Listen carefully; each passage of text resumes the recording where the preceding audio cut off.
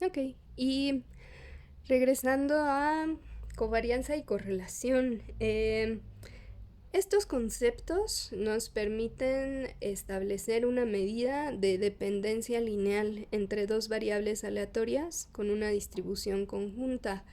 Recuerden eso siempre, los coeficientes de correlación lo que nos permiten es establecer si existe una asociación lineal entre variables aleatorias, únicamente lineal. Esto lo van a ver mucho en sus clases de econometría, de series de tiempo también. Y pues bueno, ¿qué es la covarianza? Si tenemos dos variables aleatorias y conocemos sus valores esperados individuales y sus varianzas de manera individual, la covarianza de x y y es el valor esperado de x menos su media multiplicado por y menos su media. Este valor esperado lo vamos a tomar sobre la distribución conjunta de x y y. Si las varianzas de cada una de las variables aleatorias por separado son finitas, entonces la covarianza de x y y existe y es finita. El valor de la covarianza puede ser positivo, negativo o cero. Después definimos el coeficiente de correlación o la correlación entre x y y. Esta correlación pues ahora sí que estandariza la medida que nos da la covarianza, que tiende a ser un número grande. Y pues bueno, la correlación permite contar con una medida de asociación entre x y y que no se ve afectada por cambios en la escala o magnitud de las variables aleatorias. Entonces simplemente la correlación se define como el valor de la covarianza entre el producto de las desviaciones estándar de las variables aleatorias. Después enunciamos la desigualdad de Schwarz para determinar cuáles eran las cotas para esta correlación, y lo que encontramos es que la correlación de x y y es un valor entre menos 1 y 1. Si la correlación es mayor a 0, entonces x y y están correlacionadas positivamente. O sea, hay una posible relación de asociación lineal positiva. Es decir, cuando una variable aleatoria crece, la otra también crece, y cuando una variable aleatoria decrece, la otra también decrece. Si la correlación es negativa, entonces las variables están correlacionadas o existe una posible asociación lineal de forma negativa. Es decir, cuando una variable se incrementa, la otra tiende a reducirse y viceversa. Y si el coeficiente de correlación es 0, entonces las variables aleatorias no están correlacionadas. Como las desviaciones estándar con las que dividimos la covarianza para obtener la correlación son las raíces de las varianzas, son valores positivos, y entonces tanto la covarianza como la correlación tienen el mismo signo. Algunos teoremas útiles. La covarianza de x y y la podemos expresar como el valor esperado del producto de x y y sobre la función de distribución conjunta de x y y menos el valor esperado de x por el valor esperado de y. Si x y y son variables aleatorias independientes, entonces tanto su covarianza como su coeficiente de correlación es 0.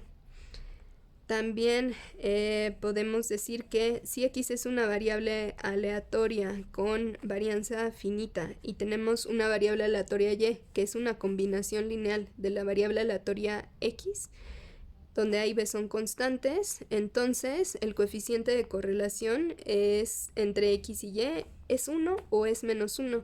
¿Por qué? Porque, como ya mencionamos, ese coeficiente o esa correlación nos da una medida de relación lineal entre x y y, y cuando y es una combinación lineal de x, pues hay una relación lineal directa. Por eso nos marca pues la correlación en los extremos que pudiera haber para ese valor.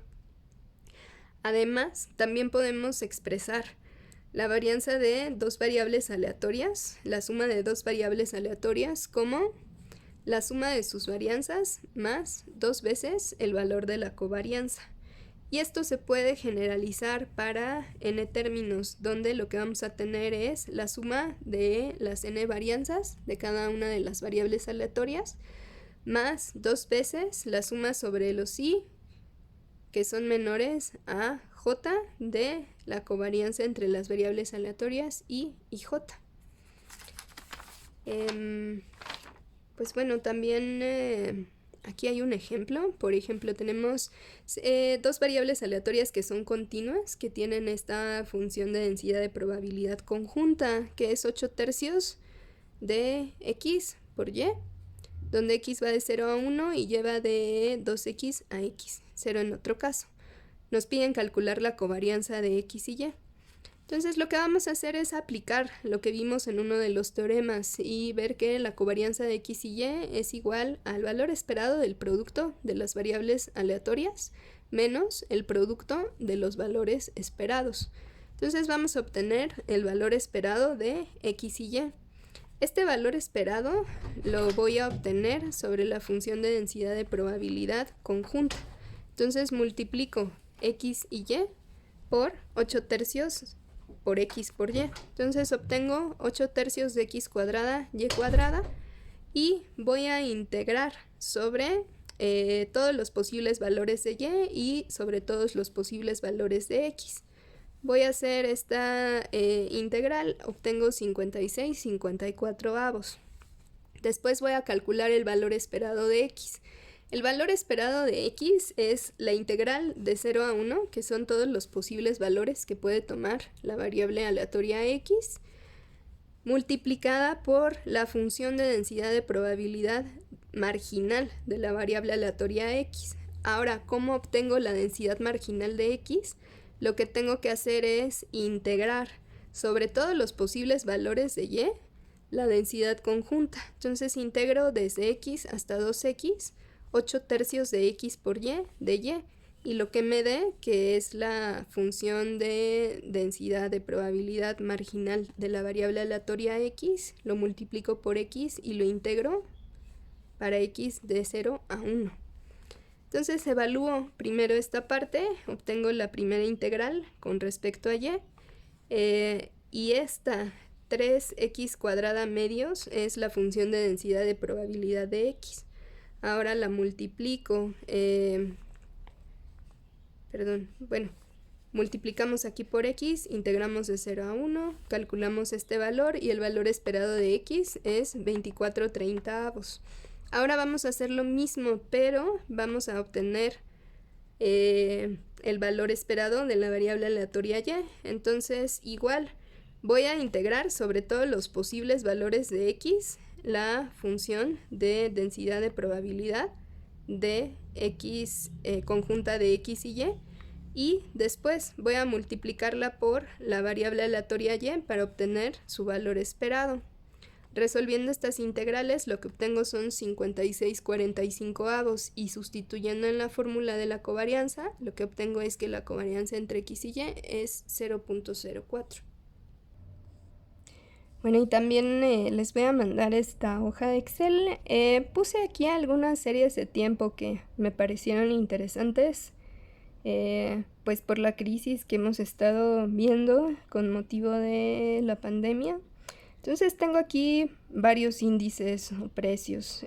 Tomé un año de observaciones.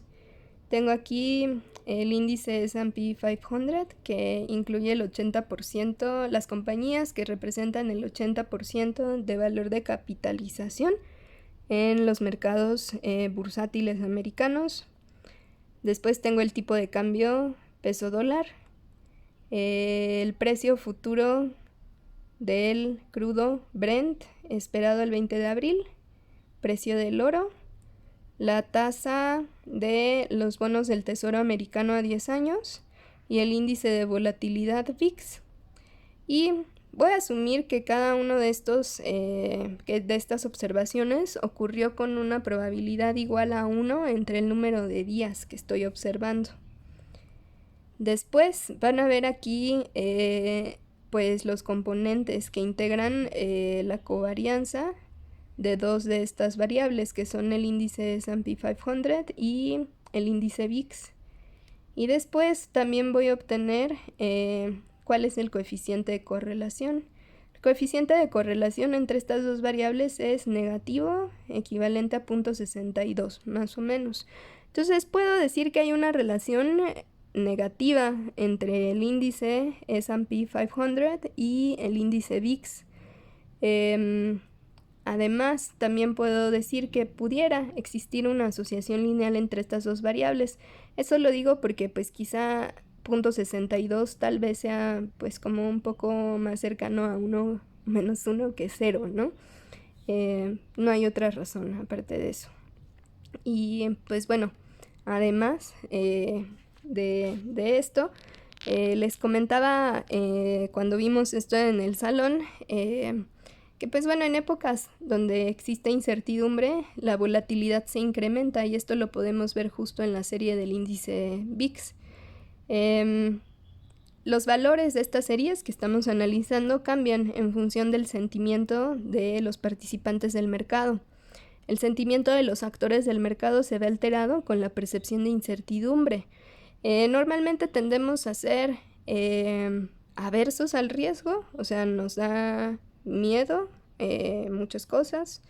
Tendemos a ser amantes del riesgo, que activamente buscamos asumir riesgos, o tendemos a ser indiferentes ante ciertas situaciones, ¿no? Puede que ustedes en sus clases donde ven funciones de utilidad, pues estén familiarizados con estos conceptos de ser averso, amante o neutral al riesgo. Cuando las cosas van bien en el mundo, normalmente somos amantes del riesgo o neutrales. Cuando las cosas empiezan a ir mal, naturalmente tendemos a ser aversos al riesgo. Entonces, a mayor volatilidad tendremos a actuar de ciertas formas. Entonces, ahora lo que hemos visto es que algunos inversionistas pueden cancelar inversiones en activos que persiguen como riesgosos. Por ejemplo, yo les comentaba el ejemplo de la aerolínea Delta, ¿no? Que a lo mejor pues yo había invertido en acciones de Delta, se me hacía una super inversión, pero quizá pues con esto del coronavirus pues tal vez no era una inversión tan buena. Entonces yo voy a buscar vender en mis acciones aun si tengo una pérdida al hacerlo, porque tengo miedo de seguir perdiendo más.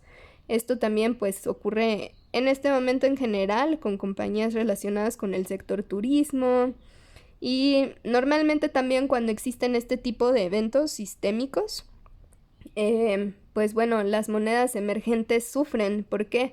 Porque los países emergentes se perciben como más riesgosos. Entonces, cuando hay un evento que impacta globalmente la economía, pensamos que los países emergentes pues son los más débiles y son los que quizá empezarán a tener problemas primero.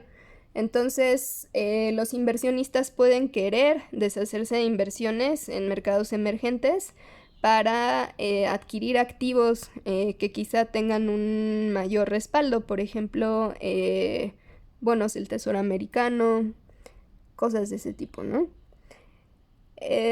Eso nos hace voltear activos que pudieran ser seguros, además de los dólares o los bonos del Tesoro. El oro también suele ser un activo al que los inversionistas recurren cuando tienen mucho miedo de que pues alguna situación destruya su inversión.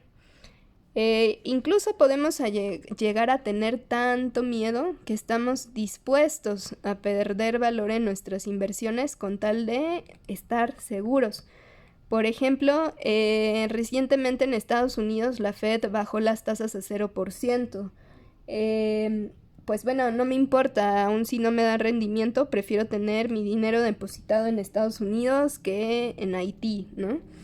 Y pues bueno, estas acciones o reacciones de los actores del mercado buscan mitigar sus pérdidas, principalmente por la evaluación que tienen los activos en los que ellos pusieron su dinero y que son activos que cotizan en bolsas. Entonces, pues el valor de capitalización que tienen algunas compañías fluctúa en función pues de la oferta y demanda de sus títulos de capital. Y en ocasiones puede haber ventas masivas de esos activos de capital que pudieran llevar a que ese capital pierda precio. Eso se llama riesgo de mercado o riesgo de marca a mercado. También en el salón hablamos de otros tipos de riesgo que podemos considerar en nuestra vida diaria, que son riesgos cuantificables. Algunos de ellos son el riesgo de crédito, que es el riesgo de que una contraparte nuestra no honre los compromisos crediticios que adquirió. Por ejemplo, si rentamos un lugar y no nos pagan la renta, si no pagamos nuestra tarjeta de crédito, si un país no cubre sus obligaciones de deuda soberana, pues entonces estamos hablando de un evento de incumplimiento. También el día de ayer Standard & Poor's redujo la calificación de México de BBB+ a BBB en escala global. ¿Eso qué quiere decir? Que la calidad crediticia de México se deterioró de acuerdo al juicio de Standard & Poor's. Y pues lo que representa es que en general percibe una probabilidad un poco más pequeña de que nosotros como país podamos hacer frente a nuestras obligaciones considerando pues todos los aspectos de las obligaciones que puede tener un país como México, incluyendo factores de desarrollo, crecimiento, atención a sectores vulnerables, pago de intereses de deuda externa, etcétera, ¿no? También podemos tener riesgos de tipo operacional que pudieran ser legales, tecnológicos u operativos. Entonces, por ejemplo, un riesgo legal pues es cualquier contingencia en un litigio. Riesgos tecnológicos, pues les decía, también es como uno de los riesgos que no estamos acostumbrados a poner tanta atención, pero que ha sido relevante últimamente, principalmente debido a hackeo, secuestro de información, que incluso le ha ocurrido a Pemex, a Bancomext y a otras instituciones, ¿no? Y también pues tenemos los riesgos normales de fallas en la operación. Hay riesgos que no son cuantificables, como puede ser el riesgo estratégico, pues que puede ser un riesgo estratégico, que a lo mejor yo planeaba vender, no sé, algo y no planeé bien la demanda y compré muchos insumos de producción y ahora nadie me compra nada, ¿no? Riesgo de reputación, pues es la pérdida de confianza en una organización. Y riesgo político, normalmente el riesgo político más que tiene mayor efecto en nuestras vidas es la falta de transparencia en la definición y revelación de políticas públicas. Y un ejemplo quizá lo pudimos observar con este tema del coronavirus, dado que el gobierno chino tendió a minimizar el hecho de tener un brote de una enfermedad desconocida, ¿no? Y eso con el fin, pues de mantener control político y de que en general tengamos la imagen de que en China no pasa nada, ¿no? Y pues bueno, eso en sí pues suele tener impactos fuertes, ¿no? También afecta la credibilidad de una organización o país. Y pues bueno, todos estos riesgos se combinan y llevan a los actores de mercado a reaccionar, desencadenando eventos muy improbables como los que hemos visto en los mercados estas semanas y pues como lo que ocurre en el caso de crisis económicas. Además, en este archivo les estoy mandando una pestaña con unas 5 preguntas de evaluación. Tiene fecha de entrega el 13 de abril, entonces lo que vamos a hacer es que vamos a ir acumulando ejercicios que van a ser sustituto del segundo examen parcial o pues de los temas del segundo examen parcial que alcancemos a ver en esta modalidad de contingencia. Si al final ya no volvemos al salón, pues las evaluaciones serán de este tipo. Vamos a tomar la clase y vamos a entregar ejercicios. No va a haber un segundo examen parcial. Solamente para los temas que llegáramos a ver en el salón nuevamente, ¿no? Pues bueno, si tienen dudas, por favor, manden un correo o escríbanme en el chat de Teams. Yo estoy al pendiente. Hasta luego.